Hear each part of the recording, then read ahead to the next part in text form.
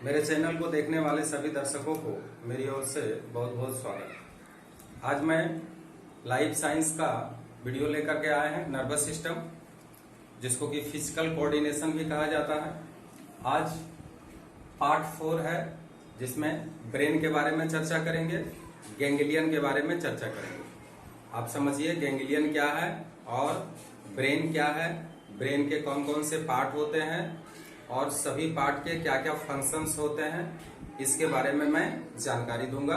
आप देखिए और समझने का कोशिश करिए। सबसे पहले देखिए गैंग्लियन। गैंग्लियन आखिर है क्या? गैंग्लियन किसे कहते हैं? क्वेश्चन आता है, what do you mean by ganglion? तो गैंग्लियन कहने का मतलब साइटोन का समूह, ठीक है। तो साइटोन के समूह, साइटोन के समूह जो परिधीय तंत्रिका तंत्र, परिधीय तंत्रिका तंत्र में पाया जाता है, उसे गैंग्लियन कहते हैं, उसे गैंग्लियन कहते हैं, गैंग्लियन कहते हैं। अब ध्यान से देखिए, ये परिभाषा में क्या कहा गया है कि तंत्रिका तंत्र में, परिधीय तंत्रिका तंत्र में पाया जाता है। तो जो परिधीय तंत्रिका तंत्र में पाया जाता है उसको हम गैंग्लियन कहते हैं। अब ये गैंग्लियन किस तरह से पाया जाता है? देखिए, जैसे ये सेंट्रल नर्वस सिस्टम है, तो सेंट्रल नर्वस सिस्टम से जो नर्व निकलते हैं, मान लिया स्पाइनल कॉर्ड है, तो इससे जो नर्व निकलते हैं, तो कहीं कहीं ये नर्व का जो साइटोन होता है ये आपस में मिल जाता है इस तरह से, और मिल करके ये जो साइटोन है ये बनाता है गैंग्लियन, गैंग्लियन बनाता है, ठीक है। तो इस तरह से गैंग्लियन हम समझ पा रहे हैं, ये साइटोन का समूह है और कुछ नहीं है, जो कि कहां पाया जाता है? तो परिधीय तंत्रिका तंत्र में पाया जाता है। ये दो तरह का गैंग्लियन बताया गया है, 2 टाइप्स ऑफ गैंग्लियन। गैंग्लियन कितने प्रकार के? 2 प्रकार के। एक सेरेब्रोस्पाइनल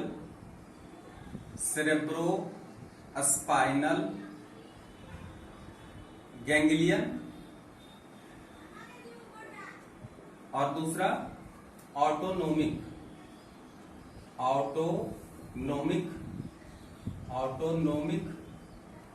गैंग्लियन, ठीक है। अब सेरेब्रोस्पाइनल गैंग्लियन जो होते हैं, ये केंद्रीय तंत्रिका तंत्र में को छोड़कर परिधीय तंत्रिका तंत्र में ये पाए जाते हैं, अर्थात यह नर्व में पाया जाता है, यानी हम कह सकते हैं परिधीय तंत्रिका तंत्र में पाया जाता है, परिधीय तंत्रिका तंत्र में पाया जाता है, तंत्र के नर्व में पाया जाता है। और ऑटोनोमिक जो होता है वो सेंट्रल नर्वस सिस्टम तथा इसके भाग में पाए जाते,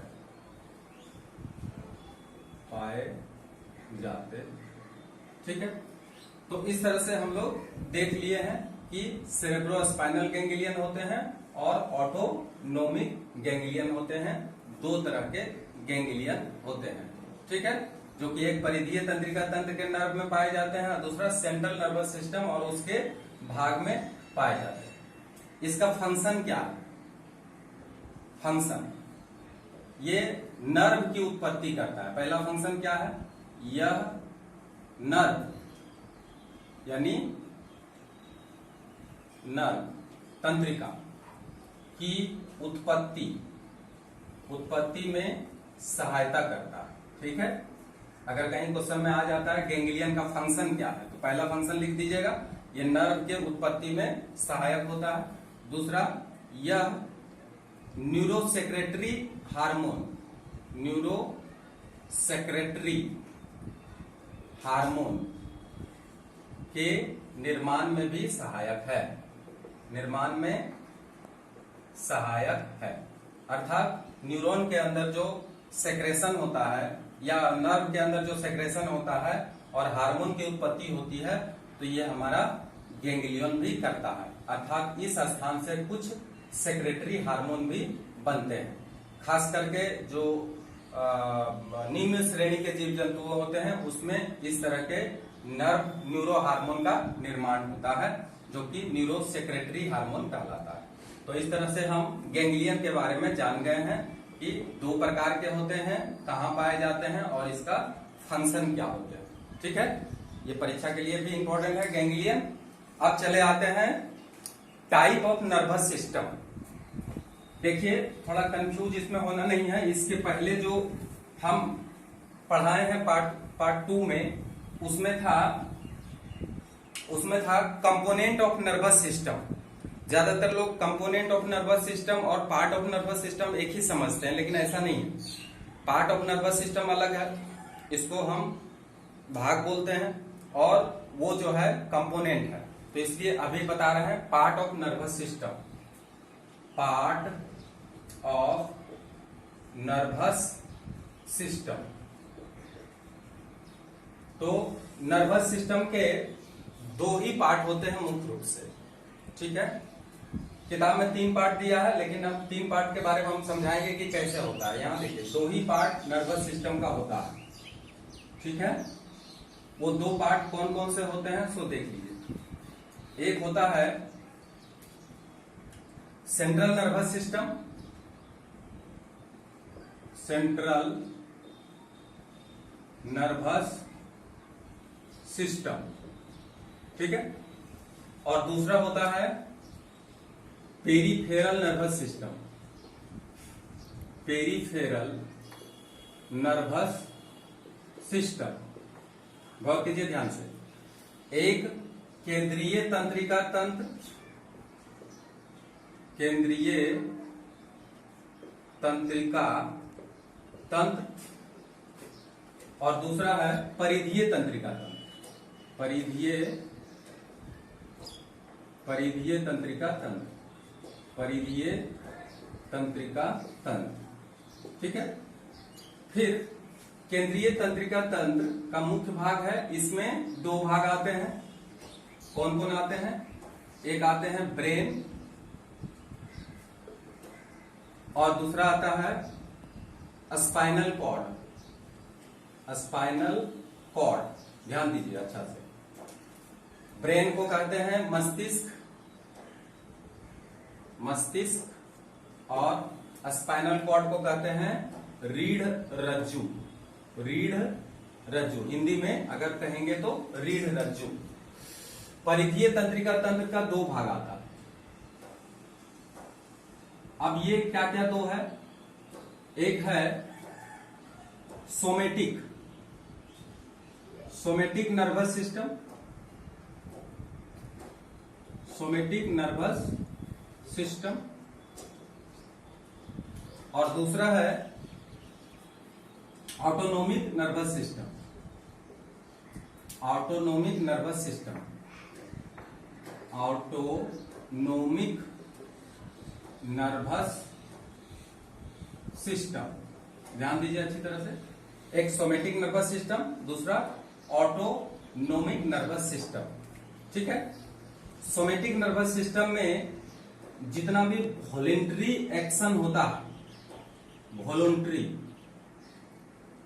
वॉलेंट्री एक्शन जितना भी होता है वो सोमेटिक नर्वस सिस्टम कंट्रोल करेगा, और ऑटोनोमिक जो होता है वो इनवॉलेंट्री फंक्शन को करता है, इनवॉलेंट्री फंक्शन। अब इनवॉलेंट्री फंक्शन में क्या क्या है?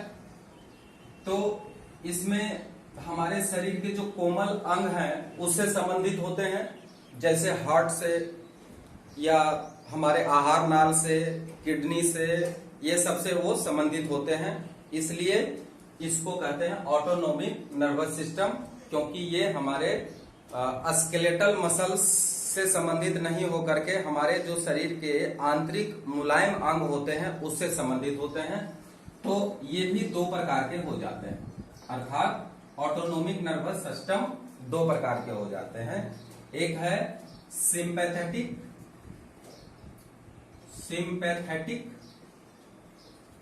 नर्वस सिस्टम और दूसरा है पैरासिम्पैथेटिक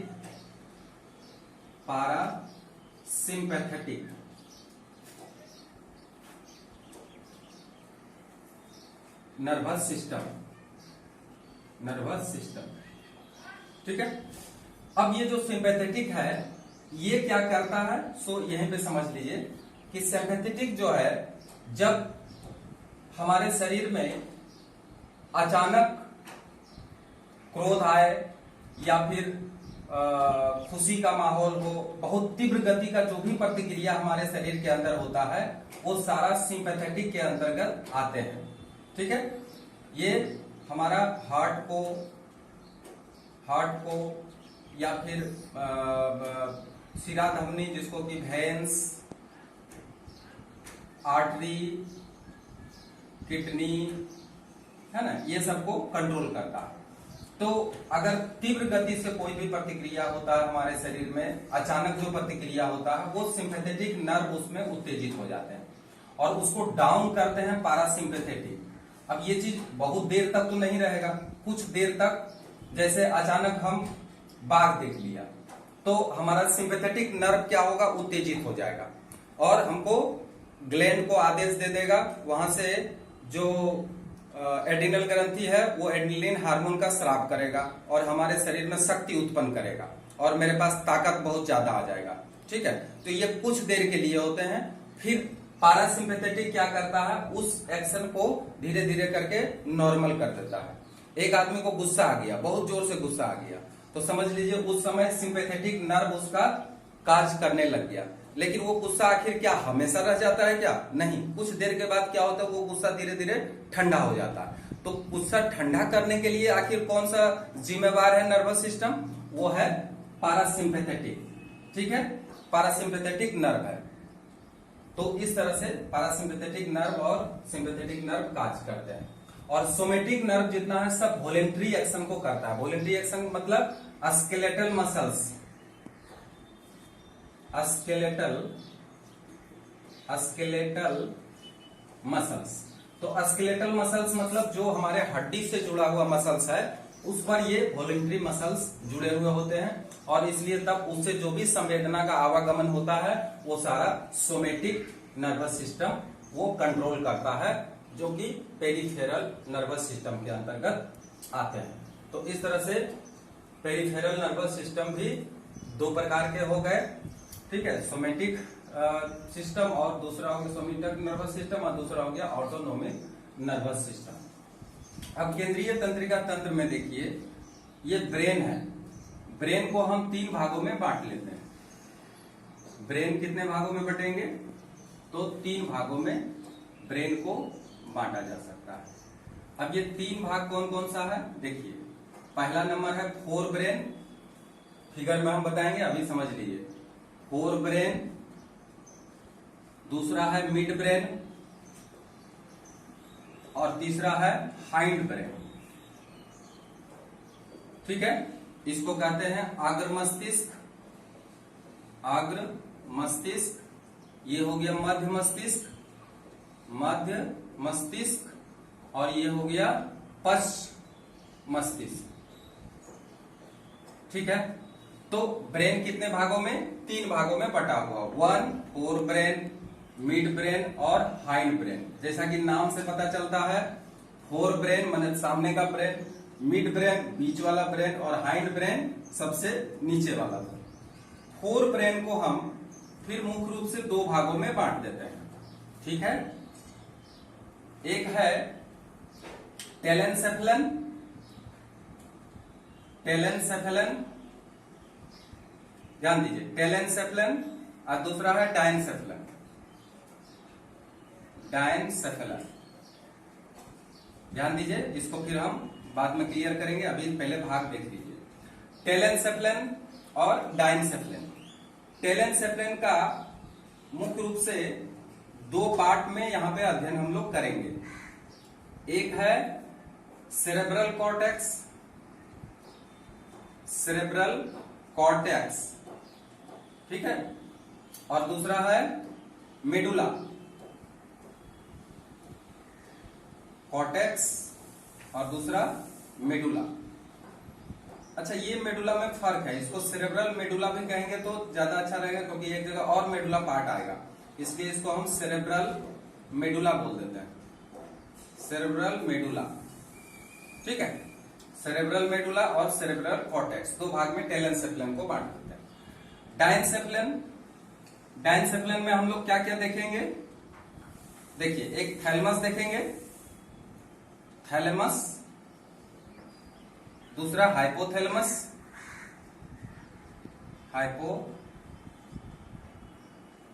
हाइपोथैलेमस, ठीक है, और तीसरा इसमें देख लेंगे लिम्बिक सिस्टम, लिम्बिक पार्ट या लिम्बिक सिस्टम। ये तीसरा डाइनसेफ्लिन के हम लोग देख लेते हैं, ठीक है। अच्छा, मिड ब्रेन का कोई पार्ट नहीं होता है, इसलिए इसका एक दूसरा नाम होता है जिसको कि हम लिख देते हैं कॉर्पोरा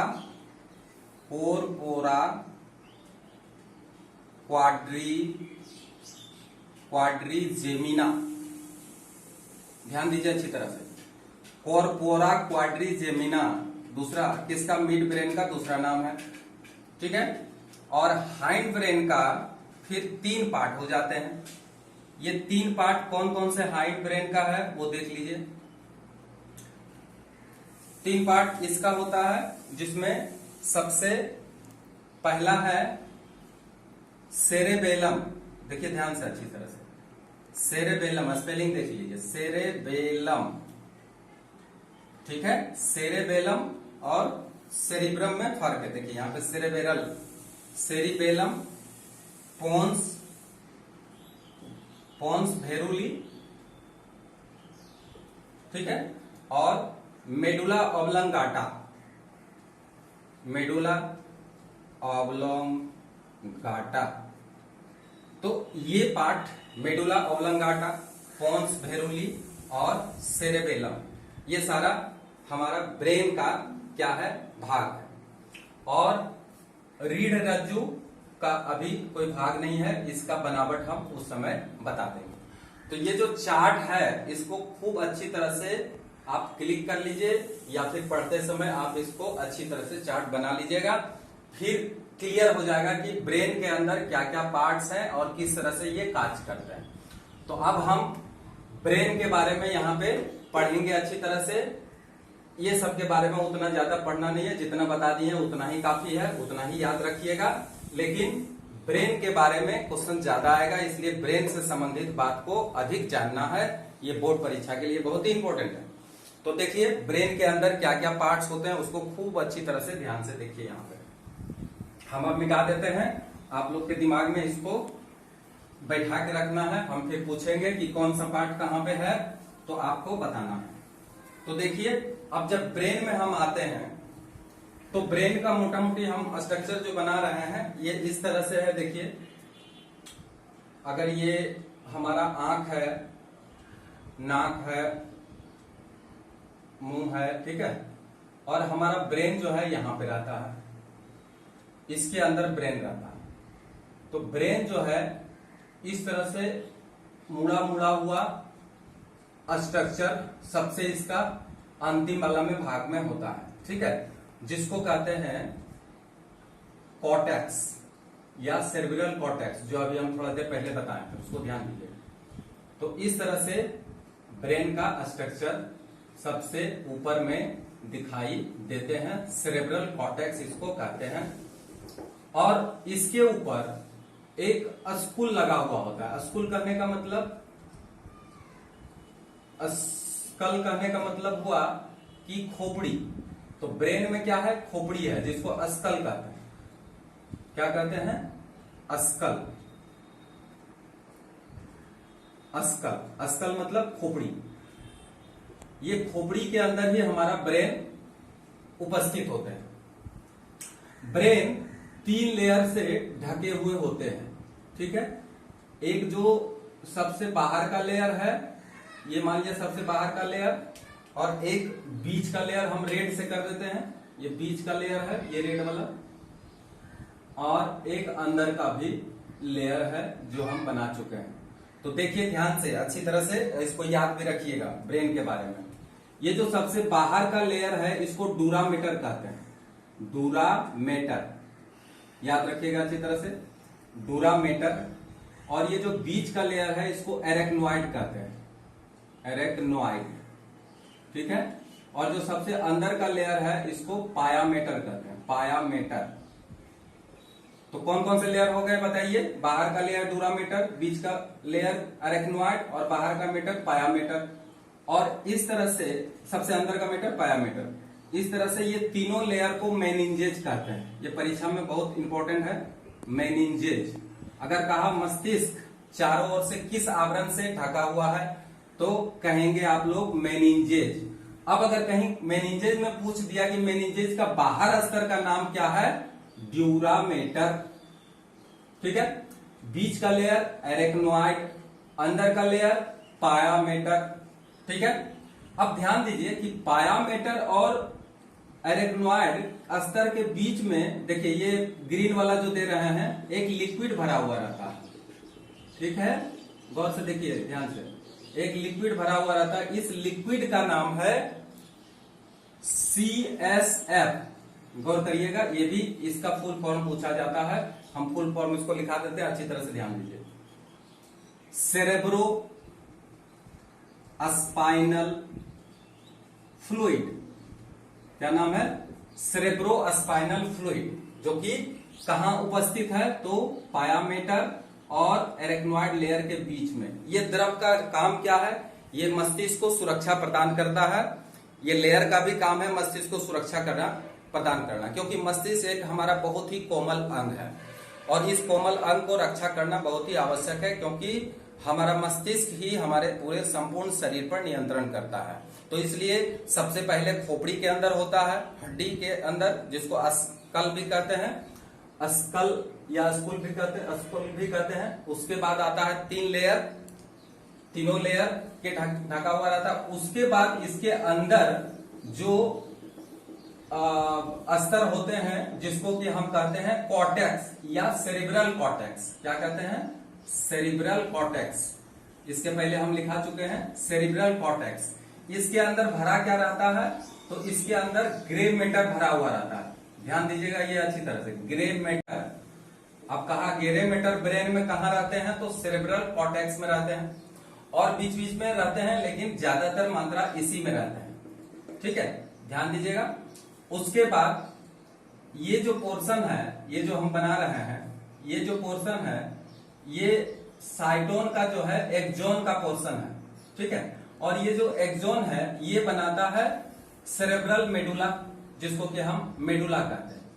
तो ये है मेडुला, जिसमें हम बताए थे कि 4 ब्रेन में, ये सारा 4 ब्रेन का स्ट्रक्चर है, तो इसलिए 4 ब्रेन का 2 भाग बताए थे, सेरेब्रल कॉर्टेक्स और मेडुला। तो ये होता है मेडुला। तो मेडुला को भी हम लोग देख लिए हैं। उसके बाद ब्रेन के अंदर क्या होते हैं सो देखिए गौर से। उसके बाद ब्रेन के अंदर देखा गया है कि इसका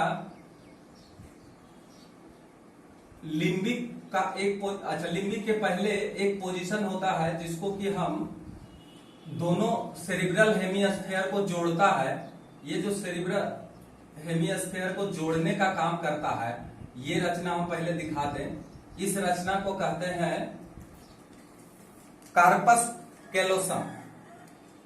कॉर्पस कैलोसम, ये बहुत इंपॉर्टेंट है। कैलोसम, कॉर्पस कैलोसम, ध्यान दीजिएगा। कॉर्पस कैलोसम क्या है? कॉर्पस कैलोसम लिखोगे कि हमारा जो सेरेब्रम है, इसको सेरेब्रम, पूरे 4 ब्रेन को सेरेब्रम कहते हैं। तो सेरेब्रम 2 भागों में बटे हुए होते हैं, और दोनों भाग जिस नर्व फाइबर के द्वारा जुड़े हुए होते हैं उसी को कहते हैं सेरेब्रम, उसी को कहते हैं कार्पस कैलोसम। तो ये कार्पस कैलोसम के द्वारा दोनों अर्धगोलक जो है हेमिस्फेयर, इसको अगर हम हेमिस्फेयर भी कहें तब भी चलेगा, हेमिस्फेयर, क्योंकि ये सेरेब्रल हेमिस्फेयर, इसको क्या कहेंगे, सेरेब्रल हेमिस्फेयर। चूंकि हमारा ब्रेन जो होता है इस तरह से होता है, देखिए ऐसे एक ब्रेन है और इस तरह से बीच में इस तरह से जैसे दो अर्धगोलक एक दूसरे से जुड़ते हैं, इस तरह से हमारा ब्रेन है, ठीक है, ध्यान दीजिए। और यहाँ क्या है, ये जुड़ा हुआ है, ये जो जुड़ा बोलिए 1 2 तो ये ब्रेन का अगर फोर ब्रेन को हम दो टुकड़ा में काटते हैं तो देखिए ये हमारा ब्रेन का दो अर्धगोलक है, ये सेरेब्रल हेमिस्फेयर है, ठीक है, सेरेब्रल हेमिस्फेयर, CH लिख देते हैं। अब ये दोनों सेरेब्रल हेमिस्फेयर एक स्थान पर जुटा हुआ है, एक स्थान पर मिला हुआ, ये जो नर्व फाइबर के द्वारा ये जुड़ा हुआ है, इसी का नाम है कार्पस कैलोसम। तो बगल में फिगर है, समझ लीजिए उसको कि कार्पस कैलोसम क्या है। अब क्या है, इसके अंदर हमारा ब्रेन के अंदर ये स्थान में दो इस तरह से गोलाकार रचना दिखाई देते हैं, ठीक है, ध्यान दीजिए अच्छा से। अब हमारा डायंसेफेलन में घुस रहा है, तो ये जो रचना होता है दो गोलाकार रचना, यही है हाइपोथैलेमस। ये सब का है, फोर ब्रेन का ही पार्ट है। ये किसका पार्ट है, फोर ब्रेन का ही पार्ट है। थोड़ा सा ऊपर बनाते हैं, ये फोर ब्रेन के अंतर्गत ही आता है, ध्यान दीजिए अच्छा से। ये फोर ब्रेन का ही पार्ट है, ये कहलाता है, ठीक है। और इसके बाहर इधर जो है थोड़ा सा आगे बढ़ने पर यहां पे एक रचना आता है जो कि थर्ड वेंट्रिकल कहलाता है। ये रचना को थर्ड वेंट्रिकल कहते हैं। और ये जो पूरा लिक्विड इसमें भी भरा हुआ था थर्ड वेंट्रिकल में, इसमें भी CSF भरा होता है। और इस रचना में ये जो हम रचना बना रहे हैं इसी को कहते हैं हाइपोथैलेमस। तो देख लीजिए गौर से, ये है थैलेमस, ये क्या है, थैलेमस, थैलेमस, और ये है हाइपोथैलेमस, नीचे रहता है इसलिए इसको हाइपोथैलेमस कहते हैं, हाइपोथैलेमस। गौर कीजिए बढ़िया से।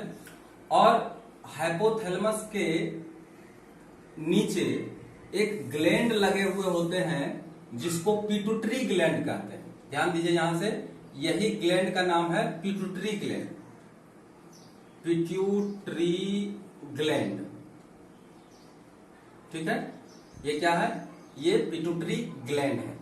तो ध्यान रहेगा कि यहां पे पिट्यूटरी ग्लैंड रहते हैं। और इस तरफ भी एक और ग्लैंड होते हैं, इस ग्लैंड का नाम है, देखिए हम फिगर में बता रहे हैं, इस ग्लैंड का नाम है पीनियल ग्लैंड।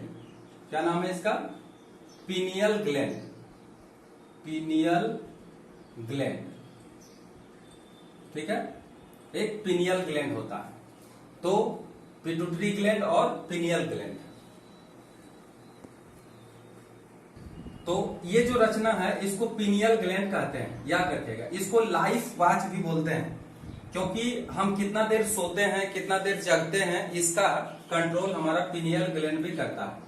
जैसे रात में सोते समय अगर हम सोच लें कि हमको सुबह 5 बजे जगना तो ऑटोमेटिक 5 बजे जगा देता है। तो 5 बजे जो जग जाते हैं वो हमारा पीनियल ग्लैंड ही कराता है। इसको लाइफ वॉच भी बोलते हैं, life watch,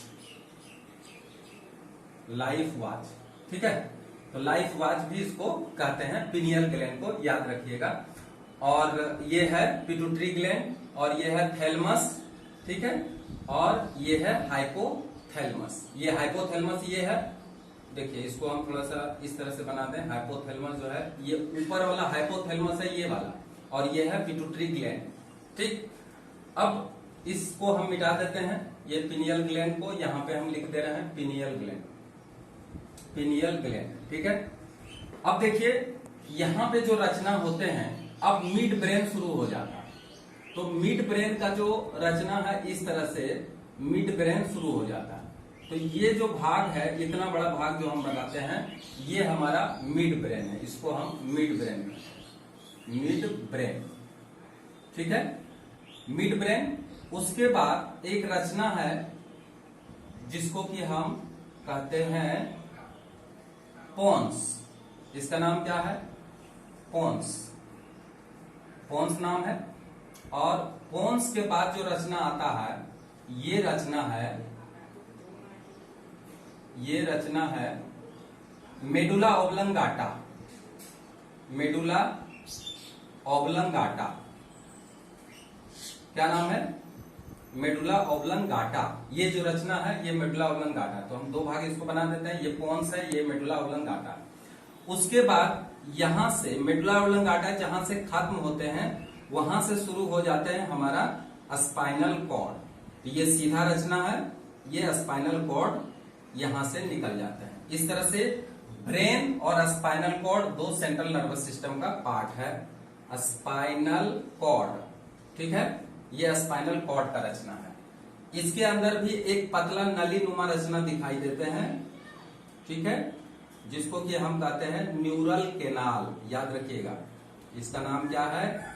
neural canal. Neural canal नाम है, न्यूरल केनाल, या इसको सेंट्रल केनाल भी बोलते हैं, सेंट्रल केनाल। और इसके अंदर भी क्या भरे हुए होते हैं? तो इसके अंदर भी CSF भरे हुए होते हैं। CSF भरे हुए होते हैं। CSF का फुल फॉर्म लिखा है। अब देखिए यहाँ पे जो रचना है ये थैलमस, हाइपोथैलमस और पिट्यूटरी ग्लैंड ये होते हैं। और फिर यहाँ पे मिड ब्रेन होते हैं और फिर पोन्स होते हैं और मेडुला ऑब्लंगाटा। तो ये जो तीन पार्ट है, मिड ब्रेन, पोन्स और मिड ब्रेन छोड़ दीजिए, ये पोन्स और मेडुला ऑब्लंगाटा जो पार्ट आते हैं, और एक पार्ट है और जो छूट गया है जिसको कि कहते हैं सेरेबेलम, वो पीछे साइड रहता है। तो पीछे हम किस तरह से दिखाएं? तो देखिए इसको हम इस तरह से दिखाते हैं। ये जो रचना है ये पीछे साइड होता है, इसलिए इसको हम इस तरह से दिखा रहे हैं, ठीक है। ये देखिए ये पीछे साइड इस तरह से रचना होते हैं। तो ये जो रचना हम पीछे साइड दिखा रहे हैं यही है सेरेबेलम। Cerebellum, cerebellum. और ये जो सेरेबेलम है, यही सेरेबेलम जो है हमारे शरीर को संतुलन करने में सहायता करता है और हमारा बैलेंस बनाता है। और इसको छोटा मस्तिष्क भी बोला जाता है या स्मॉल ब्रेन भी बोला जाता है। स्मॉल ब्रेन जो कहां पे रहता है? हमारे पीछे साइड में यहाँ पे रहता है। इसलिए बच्चा को कभी पीछे यहाँ पे मारना नहीं चाहिए, क्योंकि यहाँ पे अगर चोट लग जाएगा तो ये चूंकि स्मॉल ब्रेन जो होता है यानी सेरेब्रम, ये हमारे शरीर को बैलेंस करता है और बहुत सारा मैसेज को कंट्रोल करता है। तो इसलिए ये अगर यहाँ ये डैमेज हो जाएगा, ये पोर्शन पीछे मस्तिष्क का ये पिछला भाग है, ये थोड़ा सा आगे बढ़ा देते हैं तो ये गर्दन से थोड़ा सा ऊपर होता है, तो इसी को कहते हैं सेरेबेलम। तो अब देखिए सेरेबेलम, मेडुला ऑब्लंगाटा और पोन्स, ये तीनों को अगर हम इस तरह से करें तो ये तीनों क्या आ गया बोलिए? ये है हाइंड ब्रेन। तो अब देखिए तीनों बात क्लियर हुआ। हाइंड ब्रेन यहाँ पे आया, मिड ब्रेन का पोर्शन ये है, देखिए हम दाग लगा दे रहे हैं, ये मिड ब्रेन का पोर्शन है, बस यही इतना है। और ये सारा 1, 2 और 3 ये सब हाइंड ब्रेन में। और जो फोर ब्रेन है इसका ये पोजीशन है फोर ब्रेन। तो फोर ब्रेन का जो पोजीशन है वो सबसे ऊपर होता है और ये 80% भाग जो है ब्रेन का बनाता है। इसलिए ये पूरे ब्रेन का सबसे बड़ा भाग क्या होता है? फोर ब्रेन ही होता है, जिसमें टेलेनसेफ्लन और डायनसेफ्लन आता है। और ये पोर्शन जो है, ये पोर्शन को हम लिम्बिक कहते हैं। लिम्बिक, ये पोर्शन का नाम है लिम्बिक। लिम्बिक, तो लिम्बिक पोर्शन ये है, ठीक है। इमोशनल को कंट्रोल करता है लिम्बिक, तो ये लिम्बिक वाला पोर्शन है, ठीक है। तो अब पूरा क्लियर हम समझ में गए कि ब्रेन में क्या क्या चीज होते हैं और किस तरह से उपस्थित होते हैं। अब देखिए एक एक करके, ये जो 2 भाग है फोर ब्रेन का, जिसमें कि हम बताए थे, एक है कॉर्टेक्स मेडुला, एक में है टेलेनसेफ्लन, जिसको टेलेनसेफ्लन बोले हैं। जैसे पहले चार्ट में देख लीजिए, यहां तक देखिए, यहां तक जो रचना है ये टेलेनसेफ्लन, अब टेलेनसेफलन में क्या क्या आया, इसमें आया सेरेब्रल कॉर्टेक्स और दूसरा मेडुला आया, ठीक है। उसके बाद जो भाग आया वो दोनों मस्तिष्क को जोड़ने वाला रचना आया जिसको कि कॉर्पस कैलोसम कहते हैं। उसके बाद लिम्बिक आया। उसके बाद ये जो पोर्शन यहां से यहां हम दिखा रहे हैं ब्रोकेन लाइन में, ध्यान दीजिए, यही है डायनसेफलन। क्या भाग है ये पूरा भाग जो है डायनसेफलन है, डायनसेफलन, ठीक है, ये रचना। अब थोड़ा सा डिटेल रचना यहां पे देख लीजिए। ब्रेन में ये मान लिया कि ये हमारा सेरिब्रम है ना। अब ये सेरिब्रम जो है इस तरह से बनाए तो ज्यादा बढ़िया रहेगा। देखिए ये जो सेरिब्रम है, सामने वाला व्यू से बना रहे हैं, ये जो सेरिब्रम है ये दो भागों में बटे हुए होते हैं, ठीक है। उसके बाद यहां पे डायनसेफलन, उसके बाद यहां से शुरू हुआ मिड ब्रेन, फिर यहां से पोन्स, फिर यहां ये हो गया सेरेब्रम और ये हो गया मेडुला ऑब्लंगाटा। अब इसमें देखिए कौन से, ये तो डायनसेफलन हो गया, ठीक है। और ये पोर्शन जो है ये आ गया आपका पोन्स और ये आ गया मेडुला ऑब्लंगाटा, ठीक है। और ये आ गया सेरेब्रम, ठीक है।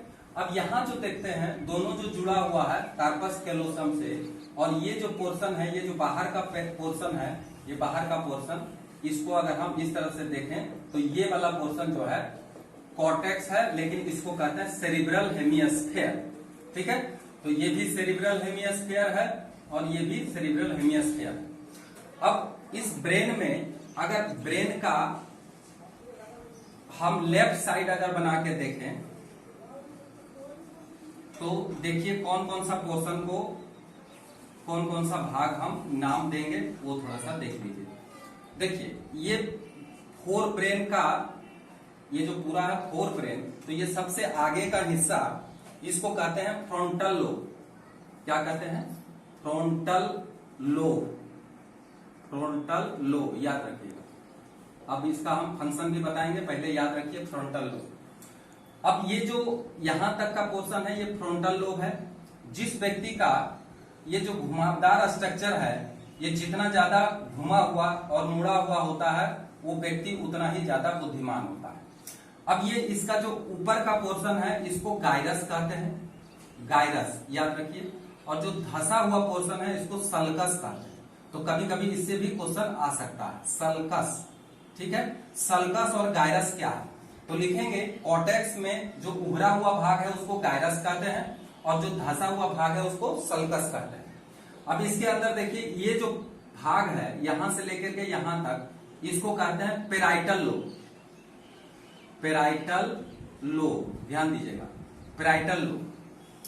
फ्रंटल लोब, पेराइटल लोब, चार प्रकार के भाग में ये भी फोर ब्रेन बटे हुए होते हैं, यानी सेरेब्रल कॉर्टेक्स बटे हुए होते हैं। पेराइटल लोब और ये जो पीछे का भाग है इसको कहते हैं ऑक्सीपिटल। देखिए ध्यान से, ऑक्सीपिटल, ऑक्सीपिटल लोब, ध्यान दिए। ऑक्सीपिटल लोब कौन हुआ? यहां से लेकर के यहां तक ऑक्सीपिटल लोब, ये हो गया पेराइटल लोब और ये हो गया फ्रंटल लोब। क्लियर? अब देखिए और नीचे का एक पोर्शन, जब ये फोर ब्रेन का ही भाग है जो नीचे की तरफ आएगा इस तरह से, ठीक है, इस तरह से नीचे की तरफ आएगा। तो ये जो नीचे का पोर्शन है ये वाला जो हम बता रहे हैं, ये पोर्शन को कहते हैं टेम्पोरल लोब, टेम्पोरल लोब कहते हैं, ठीक है। तो ये हम केवल फोर ब्रेन का ही पार्ट बताए हैं। फ्रंटल लोब याद रखिएगा, हिंदी में लिख लीजिएगा इसको, पेराइटल लोब लिख लीजिएगा अच्छा से, ये तो इसका पार्ट है इसलिए इसका नाम नहीं देते हैं। Occipital lobe, OCCIPITL, occipital lobe, temporal, TEMPORL, तो टेम्पोरल लोब, ये सब पार्ट है। अब इन पार्टों के अंदर पूरा समझ में आ गया कि दिमाग में क्या क्या चीज होते हैं, ये पूरा कंप्लीट नॉलेज है आपका, चाहे एनसीईआरटी का विद्यार्थी हो, चाहे वेस्ट बंगाल का विद्यार्थी हो, जो भी विद्यार्थी हो उसके लिए ब्रेन का स्ट्रक्चर ये सफिशियंट है जितना हम बताते रहे हैं। तो इसको अच्छी तरह से ध्यान से अध्ययन करना है। अब देखिए सब पार्ट का फंक्शन क्या है वो हम बताने जा रहे हैं। अब जैसे फोर ब्रेन के अंतर्गत जैसा कि हम बताए कि दो भाग आता है, एक आता है सेरेब्रल हेमिस्फीयर, कहने का मतलब सेरेब्रल कॉर्टेक्स, और दूसरा मेडुला। मेडुला किसका बना होता है? तो जो एक्सॉन का पार्ट है उसी का मेडुला बना हुआ होता है, और कॉर्टेक्स जिसका बना होता है उसको हम कहते हैं साइटोन, यानी साइटोन के समूह से बना हुआ होता है सेरेब्रल कॉर्टेक्स, और इसके अंदर जो द्रव भरा हुआ रहता है वो द्रव को कहते हैं ग्रे मैटर, यही तो लिखा हुआ ग्रे मैटर कहते हैं। ठीक है, इतना हम लोग को मालूम हो गया। अब हम पार्ट का देखते हैं फंक्शन क्या क्या है। ये पूरा ब्रेन है जिसके बारे में हम यहाँ पे एक सिंपल डायग्राम बनाए हैं, इससे हमको सुविधा होगा। ठीक है, अब हम सबका फंक्शन देखते हैं। तो इधर साइड में थोड़ा सा फंक्शन देख लीजिए सबका ध्यान से, हम सबका फंक्शन लिखाते जाते हैं। वही चीज याद रखिए, इससे उतना ब्रेन बनाने आएगा नहीं परीक्षा में, इसका मेन फंक्शन आएगा। तो सबसे पहले अब देखिए एक तरफ से शुरू करते हैं। सबसे पहले आप चले आइए फोर ब्रेन में सबसे पहले चले आइए आप फोर ब्रेन का जो सामने वाला भाग है जिसको कि फ्रंटल लोब कहते हैं।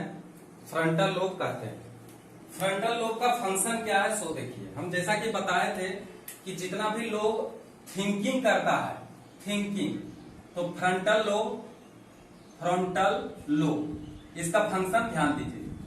फ्रंटल लोब जो हमारे कहाँ है? तो फोर ब्रेन में पाया जाता है। ये हिस्सा जो होता है ये फ्रंटल लोब है। फ्रंटल लोब का काम है चिंतन करना,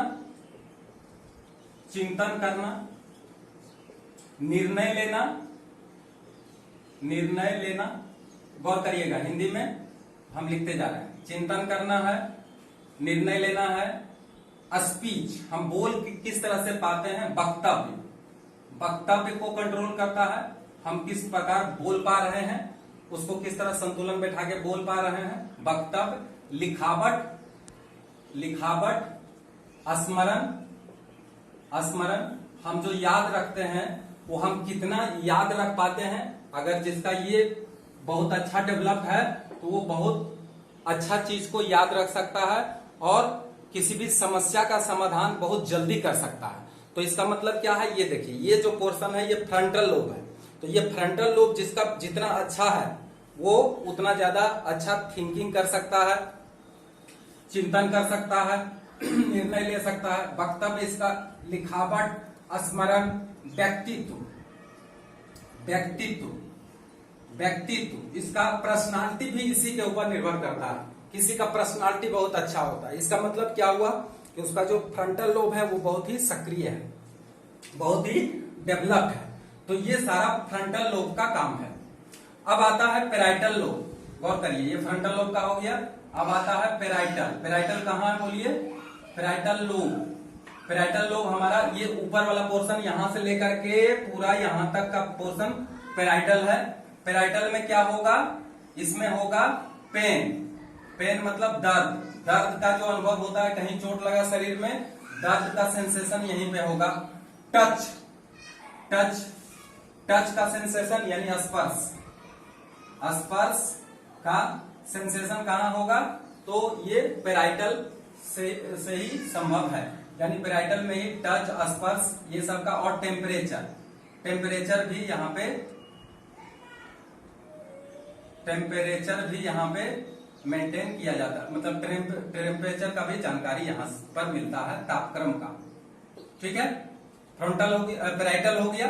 अब देखिए ऑसिपिटल, ये जो ऑसिपिटल लोब है, पेराइटल हो गया। अब आया ऑसिपिटल लोब का फंक्शन क्या है? गौर करिए, ऑसिपिटल जो होता है वो दृष्टि के लिए स्पेशल होता है, यानी दृष्टि की जानकारी।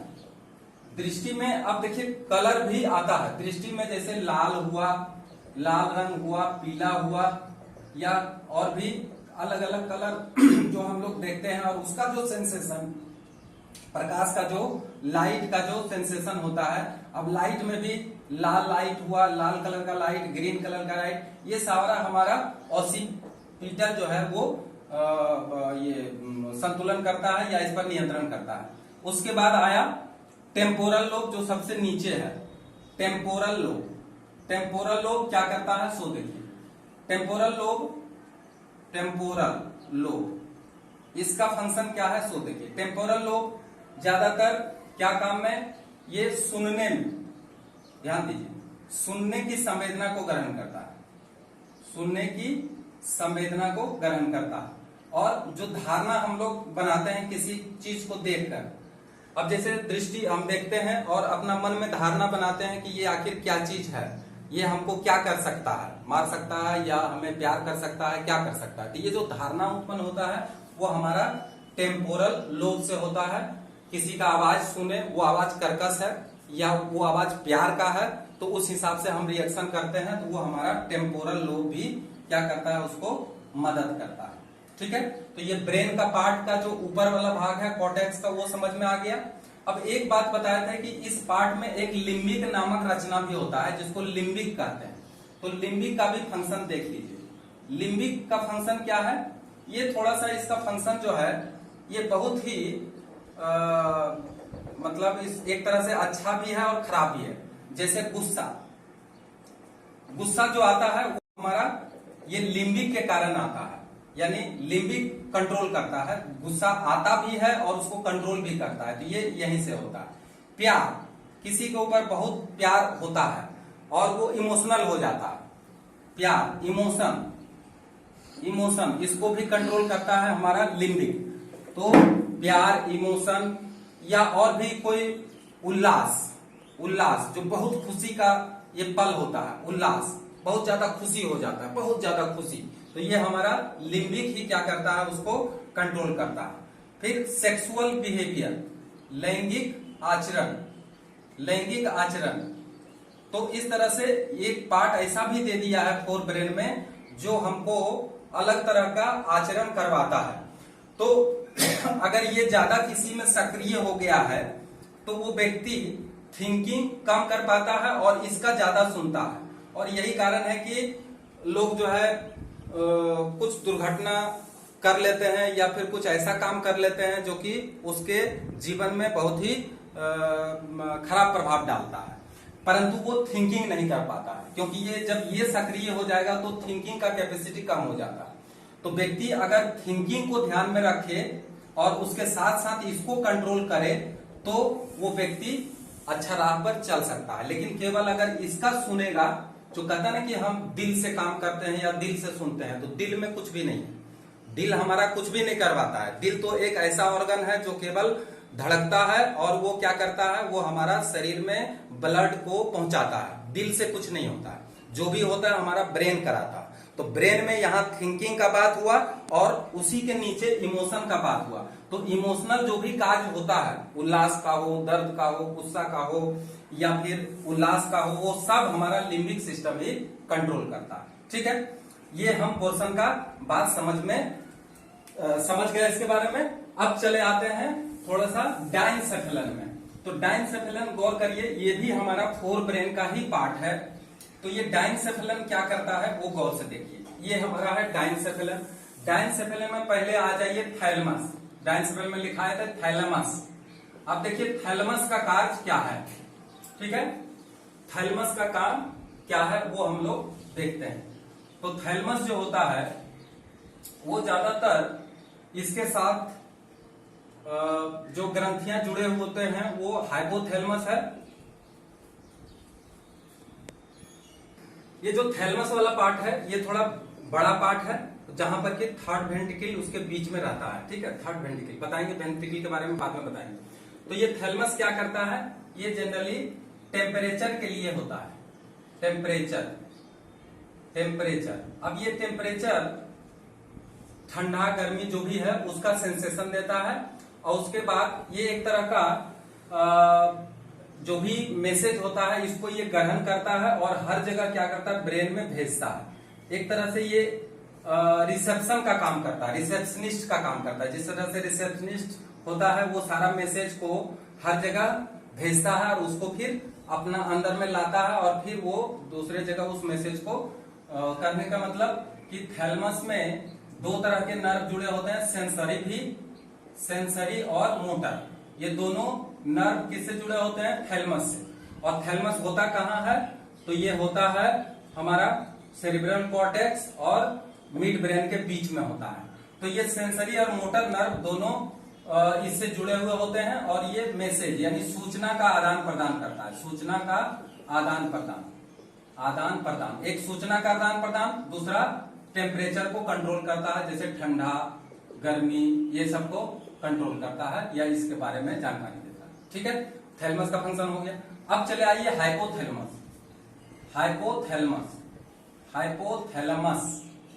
हाइपोथैलेमस क्या है? हाइपोथैलेमस देखिए, थैलेमस के आगे वाला भाग जो क्या कहते हैं, थर्ड वेंट्रिकल्स के पार्श्व वाला भाग में उपस्थित होता है, उसी को हाइपोथैलेमस कहते हैं।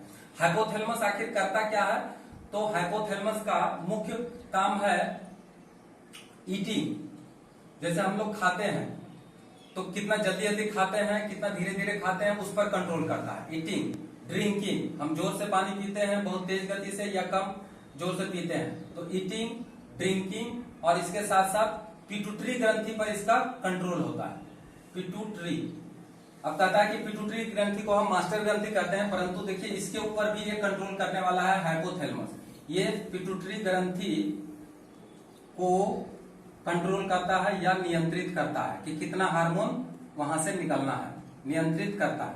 तो ये हाइपोथैलेमस का काम हो गया। तो इस तरह से हम लोग देख लिए हैं फोर ब्रेन का पूरा फंक्शन। अब चले आते हैं मिड ब्रेन। मिड ब्रेन का एक ही मात्र फंक्शन है, वो क्या है? मिड ब्रेन का दो भाग होता है, ध्यान रखिएगा। एक देखिए यहाँ पे मिड ब्रेन में ये जो पीछे वाला साइड है, गौर करिए यहाँ पे, ये दो ठो गोलाकार रचना होता है और नीचे भी दो गोलाकार रचना होता है। इसका नाम है कार्पोरा क्वाड्रिजेमिना। हम कहीं लिखे थे शायद, यहां नहीं लिखे थे, देखिए लिखे देते हैं, कॉर्पोरा क्वाड्रिजेमिना। अब ये ऊपर के दोनों को कहते हैं सुपेरियर कोलिकुलस और नीचे को कहते हैं इंफेरियर कोलिकुलस। तो मिड ब्रेन का अंदर कार्पोरा क्वाड्रिजेमिना होता है। क्या होता है मिड ब्रेन के अंदर? कॉर्पोरा क्वाड्रिजेमिना, जिसका दो लोब होते हैं ऊपर का और दो लोब होते हैं नीचे का। जो ऊपर के दो लोब होते हैं उसको कहते हैं सुपेरियर, देख लीजिए ध्यान से, सुपेरियर कोलिकुलस, स्पेलिंग देख लीजिए, और नीचे को कहते हैं इंफेरियर, सुपेरियर कोलिकुलस और इंफेरियर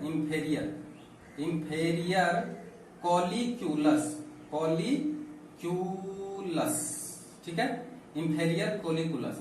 जो सुपेरियर कोलिकुलस होता है, ये चूंकि आंख के सामने होता है, सबसे ऊपर होता है, ये आंख को कंट्रोल करता है। कहने का मतलब यहाँ पे दृष्टि पर नियंत्रण करते हैं। यहीं पे लिख देते हैं दृष्टि पर नियंत्रण, दोनों मिला के भी लिख सकते हैं, कोई दिक्कत नहीं है, नियंत्रण करते हैं। और दूसरा जो इंफेरियर कोलिकुलस है, ये सुनने में मदद करता है, सुनने में सहायता करता है। तो बहुत सारा ऑर्गन है जो एक साथ बहुत सारा काम करता है, तो सहायता करता है। ऐसा नहीं कि वो सुनने में किया तो ये फिर कैसे कर रहा है, ऐसा नहीं, ये भी इसका दो ही मुख्य फंक्शन है, ये दृष्टि पर नियंत्रण और सुनने में सहायता करता है। ठीक है, अब चले आते हैं पोन्स। ठीक है, पोन्स, तो देखिए पोन्स का क्या है, तो ध्यान दीजिए पोन्स का फंक्शन क्या है। पोन्स जो होते हैं, पोन्स ये रेस्पिरेशन पर कंट्रोल करता है, यानी श्वसन दर पर नियंत्रण करते हैं, अर्थात कितना जोर से हम सांस लेते हैं छोड़ते हैं उस पर नियंत्रण करते हैं। भाई देखिए हम नाक मुंह बंद कर लिए तो आखिर कितना देर तक बंद करके रखेंगे? 1 मिनट, 2 मिनट, 2.5 मिनट, लेकिन उसके बाद हमको छोड़ना ही पड़ेगा। तो ये पोन्स जो है श्वसन दर पर नियंत्रण करता है। और तीसरा आता है मेडुला ऑब्लंगाटा, तीसरा आ गया मेडुला ऑब्लंगाटा। ये फंक्शन इसका मुख्य क्या है? देखिए लार ग्रंथि को नियंत्रण, ठीक है, पेरिस्टॉल्टिक गति यानी आहार नाल की गति, यहां पे पेरिस्टॉल्टिक गति होता है, उस पर नियंत्रण करता है। किडनी में जो गति होता है सिकुड़ता है, फैलता है, वो किडनी के ऊपर भी, और शिरा धमनी के संकुचन और फैलाव, यानी ये अच्छा दिल का धड़कन। तो अब देखिए ये जितना भी फंक्शन है सब इनवॉलेंट्री फंक्शन है। इसको क्या कहते हैं? इनवॉलेंट्री, माने अनैच्छिक क्रियाओं पर नियंत्रण। अगर कभी क्वेश्चन पूछा जाता है कि मेडुला ऑब्लोंगाटा का फंक्शन क्या है, तो ये अनैच्छिक क्रियाओं पर भी नियंत्रण करता है। और एक जो प्रमुख पार्ट इसका रह गया है वो सेरेबेलम है, जिसको कि छोटा मस्तिष्क भी कहते हैं। क्या कहते हैं? छोटा मस्तिष्क, सेरिबेलम। अब ये सेरिबेलम का फंक्शन क्या है वो देख लीजिए। सेरिबेलम कहाँ है? ये हमारा हाइंड ब्रेन का पार्ट है, जो कि नीचे उपस्थित होता है। किसके नीचे? तो जो पोन्स और मेडुला ऑब्लोंगाटा है उसके ही नीचे की तरफ वो उपस्थित होता है, इसका पोजीशन है। पोन्स के बाद मेडुला ऑब्लोंगाटा, उसके साथ स्पाइनल कॉर्ड होते हैं। तो देखिए सेरेब्रम क्या है? इसको छोटा मस्तिष्क कहते हैं। ये भी दो अंडाकार रचना के मिलने से बना हुआ होता है, और ये दोनों आपस में जिस स्थान से जुड़ता है उसको भर्मिस कहते हैं। ये याद रखिए, परीक्षा में पूछा जाता है भर्मिस क्या है। तो हमेशा याद रखिएगा कि सेरेबेलम जो होते हैं वो दो अर्धगोलक में बटे होते हैं, और दोनों आपस में जिस रचना से जुड़ते हैं उसी को हम कहते हैं भर्मिस। अब इसका फंक्शन क्या है? तो ये इसका देखिए मेन फंक्शन है शरीर संतुलन, शरीर का संतुलन करना। याद रखिएगा ये बहुत इंपॉर्टेंट है, शरीर का संतुलन। और मांसपेशियों के, दूसरा काम है इसका शरीर संतुलन, और दूसरा काम है मांसपेशियों के संकुचन तथा रिलैक्सेशन, यानी संकुचन तथा फैलाव की गतियों पर नियंत्रण करते हैं। जैसे हम साइकिल सीखते हैं, उसके बाद चलाते हैं, और साइकिल किस तरह से संतुलित करते हैं, रास्ते में चलते हैं तो किस तरह से हमारा शरीर बैलेंस होता है, किस तरह से हम बोलते हैं तो हमारा टंग का भी वो संतुलन भी बैठाता है कि किस तरह से हम वर्ड को उच्चारण कर रहे हैं, किस तरह से हम बोल रहे हैं। तो ये सारा फंक्शन जो है हमारा सेरेबेलम का है, ये सेरेबेलम काम करता है। इस तरह से हम इसके अंदर जितने भी ऑर्गन है वो सारा ऑर्गन के बारे में समझा दिए हैं। अब थोड़ा सा वेंट्रिकल के बारे में देखिए कि हमारे ब्रेन में 4 वेंट्रिकल होते हैं। ठीक है, वेंट्रिकल मतलब ये नहीं कि हमारा हार्ट के अंदर वेंट्रिकल होते हैं, वो नहीं। 4 वेंट्रिकल, स्पेलिंग दोनों का एक ही है, वेंट्रिकल। अब ये 4 वेंट्रिकल किसमें होते हैं? तो हमारे ब्रेन के अंदर। ठीक है, अब ये ब्रेन के अंदर जो 4 वेंट्रिकल होते हैं वो कहाँ कहाँ होते हैं, ध्यान रखिए। वेंट्रिकल नंबर 1 और वेंट्रिकल नंबर 2, ये दोनों होता कहाँ है? तो ये दोनों होता है सेरिब्रल हेमिस्फीयर में। ध्यान रखिएगा, सेरिब्रल हेमिस्फीयर में। एक रहेगा लेफ्ट सेरिब्रल हेमिस्फीयर, एक रहेगा राइट सेरिब्रल हेमिस्फीयर में। 2 वेंट्रिकल रहेगा। वेंट्रिकल का मतलब क्या है? कि वहां पे एक खाली स्थान रहेगा जिसके अंदर क्या भरा हुआ रहेगा? तो CSF भरा हुआ रहेगा। देखिए एक ये साइड में यहाँ पे रहेगा वेंट्रिकल्स, और एक दूसरा साइड में उधर का ब्रेन जो होगा उसमें रहेगा। 2 वेंट्रिकल यहाँ। अब तीसरा वेंट्रिकल कहाँ रहेगा? तो डायनसेफेलन में। तीसरा वेंट्रिकल कहाँ रहेगा? डायनसेफेलन में रहेगा, डायनसेफेलन। ठीक है, और चौथा वेंट्रिकल कहाँ है? देखिए यहाँ गौर करिए, यहाँ पे चौथा वेंट्रिकल इस जगह रहता है, जो कि हम कह सकते हैं पोन्स और भेरुली के बीच में रहता है। कहाँ रहता है? ये देखिए, ये यहाँ भी तरफ भरा हुआ रहता है। ये होता है 4th वेंट्रिकल। तो 4th वेंट्रिकल कहाँ होगा? तो ये पोन्स तथा मेडुला ऑब्लोंगाटा के साथ संबंधित रहता है, यानी दोनों को ये कवर कर लेता है, इसलिए ये वेंट्रिकल होता है। ठीक है, तो इस तरह से वेंट्रिकल का भी चर्चा कर दिए हैं, और ब्रेन का सारा जो पार्ट है उसके बारे में कर दिए हैं। एक पीछे जो भाग चार्ट बना हुआ है उसको भी आप देखिएगा, और ब्रेन का कंप्लीट नॉलेज यहाँ से प्राप्त कर लीजिए। और दूसरे दिन हम स्पाइनल कॉर्ड के बारे में चर्चा करेंगे, वो हमारा नर्वस सिस्टम का पार्ट 5 होगा। ये हमारा पार्ट 4 चल रहा है, इसको सीरियल हम बनाते जा रहे हैं। इसको अच्छी तरह से देखिए, ब्रेन के बारे में या नर्वस सिस्टम के बारे में पूरा नॉलेज हो जाएगा। Thank you.